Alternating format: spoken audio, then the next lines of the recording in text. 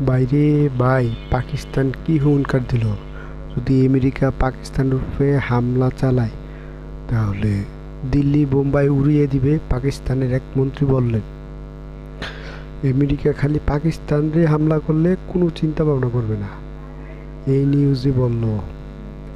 বাইরে ভাই, পাকিস্তান তো খেপে গেল।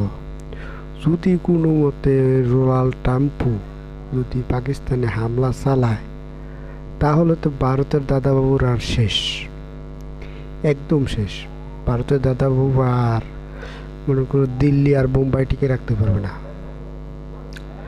তো ভারতের দাদাবাবুরা বলছি আমেরিকার বলো জানি পাকিস্তানে না হামলা চালাতে, যদি ভুলবশত হামলা চালায় তো বুঝোই দাদাবাবু পাকিস্তানে এক চুল ছাড় দেবে লোক না, আর তারা দেশ এমনভাবে হামলা চালাবো দাদাবাবুরও সব শেষ হয়ে যাবে।